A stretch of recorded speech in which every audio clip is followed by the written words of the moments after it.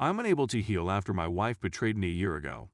I married young and was fascinated at the time, therefore I ignored any red flags or character flaws in my wife. However, she was emotionally attached to me, so we married a few months into our relationship. She became pregnant shortly after, and we moved in with her parents because I was stuck in her nation during the lockdown.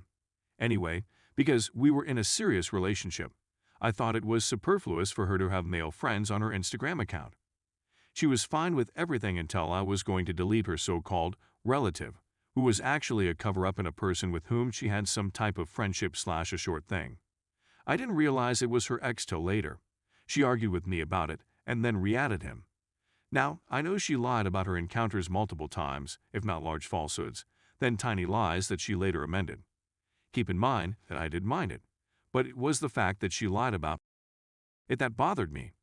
This made me want to sit her down and get her to confess about things, and she began talking about this person she called cousin or like a cousin, or like a brother, and how she complimented him in some areas while despising other aspects of his behavior. She told me they met twice, first when she was cheated on by her partner and he traveled from another country to assist her. Second, she went to him. Now, I only know about the second circumstance she told me about, in which he came to her apartment and tried to make contact, kissing her and so on, but she eventually declined and told her she cannot. Obviously, I don't like to go into too much detail, but when I asked her how she felt when he caressed her buttocks, she stated she got wet. So I'm doubtful about what she's saying since she previously told me that there was this one guy who offered her to a hotel, but she rejected, but afterwards admitted to me that they slept, which she told me in a terrible way while crying. My life fell apart and I froze when I discovered it wasn't her cousin. She sobbed to me and said, "I know who I truly love." I was completely shattered. Because I still didn't trust her, I found myself asking for more information about where they were in the apartment and what exactly transpired there. After a few attempts, she swore that I already knew everything about her, and that was the end of it. However, the last time I contacted her and stated something was hurting me and asked her why she said she got wet if it wasn't true, she answered nervously, "I said it to make you furious." When I asked her why she added some of her male friends from school back in her ex, she stated it was to show them her relationship status, which is different from what she said the first time. Now she isn't the worst person ever. She displays her devotion for me despite the fact that we have a lot of disagreements because I haven't totally recovered from the lies, and I don't know how to move on. A child is involved, and I am unable to simply separate because it is a significant challenge for me, as some have suggested here. Story number 2. My ex-fiancée cheated on me and then demanded what she was entitled to from my mother's home. So, when I was in my late teens, I met a girl who I thought was the one. She was the first female I had dated with whom I had a genuine relationship at the time. I was young and naive at the time. She was the first female I ever said I love you to, and I assumed it meant we were in it for the long haul. For a few years, everything was perfect.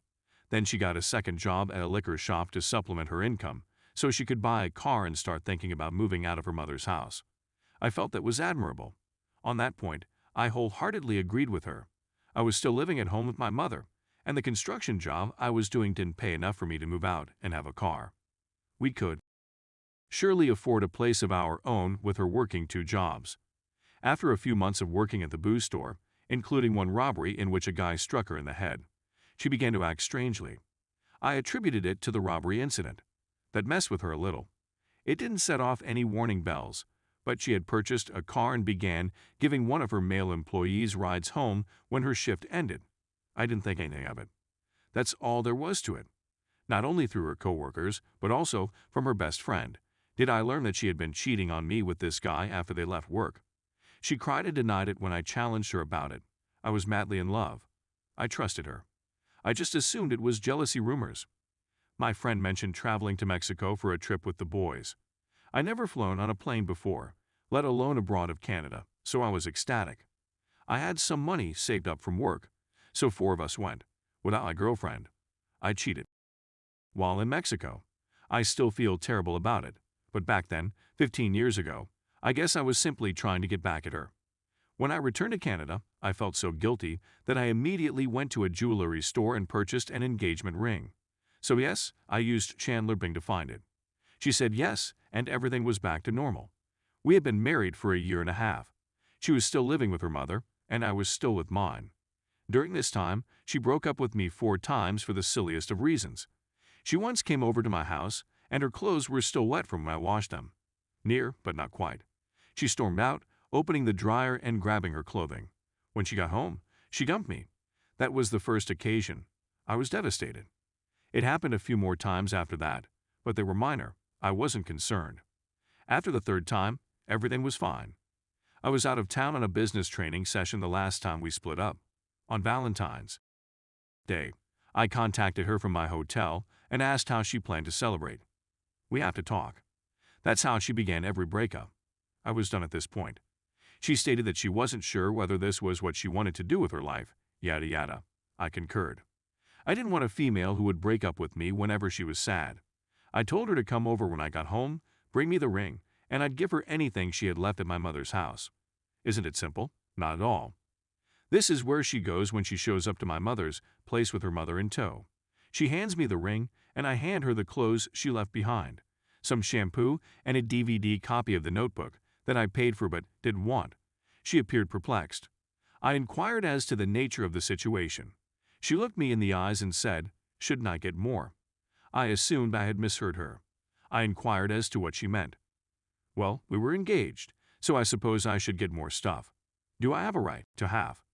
I couldn't stop giggling. I'm not even joking. As upset as I knew I'd be for the next several days, it was the moment I realized I had no love or respect for her. We talked for a while with her mother. No one else was home at the time, who similarly believed she was entitled to more than her possessions.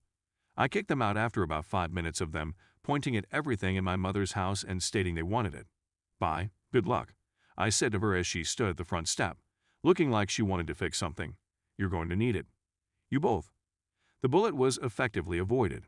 Wow, that still astounds me to this day. What makes you believe you deserve my mother's possessions, especially when we don't even live together? Epilogue, I still talk to her mother and brother every once and then. My ex is now a fentanyl-addicted 403 who is in and out of jail and living on the streets. She had a little straight edge when we were together.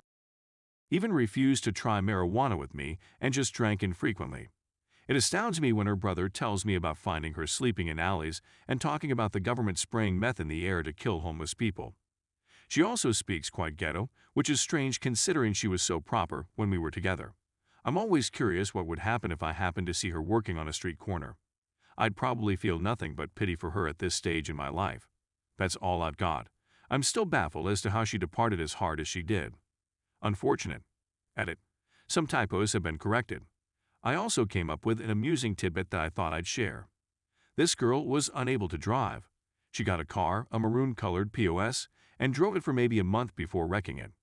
Her insurance company provided her with a rental automobile, which she then drove into a pole in the first week. I suppose they rejected her rental after that. When she got her car back from the shop, she drove it for almost a month before crashing it again. Following that, her insurance company upped her premiums to the point where even Bill Gates might reconsider taking public transportation. She was forced to park the car after it was fixed for the 2nd time. It had been sitting outside her mother's townhouse for who knows how long. My friend, who lived across the street from her, said she watched my ex practically every night come home from work, start her car, sit in it for a while, shut it off, and then walk inside. At the very least, she wasn't crashing it any longer. Cheater punishment, so this story suddenly came to me while I was recalling the whole booze shop incident. So after I confronted her about cheating and we reconciled, we went to a boxing match. Tanya Harding was in town, sparring the local girl. It was just hilarious. Tanya was struck in the face repeatedly by the local girl, but it was Tanya's reaction to being punched that was comical. So, after the event, we took a cab to the liquor shop where she worked to get some beer. The guy she cheated on me with was working at the cash register. My ex collapsed and ripped a massive hole in the floor when we were paying for the alcohol. I tried to pick up my ex, but the smell hit me like a ton of bricks. Smells hot, thick, and chewy. Oh, my goodness. I took her in my arms and stared at the guy. He had a nasty expression on his face. Ducker, chew on that for a while. Long time after edit. So I'm receiving a lot of flack for being an idiot and claiming that everything is a hoax. Everything is fine. I met this girl about 17 years ago. Back then, I was a completely different person. I deeply regret cheating on her out of maturity, and clearly, I wasn't ready for a meaningful relationship at that moment. In terms of proof, I'd be delighted to speak with a mod and provide whatever evidence I can. I'm not sure what I can say to prevent folks from calling in on this, but I'll try.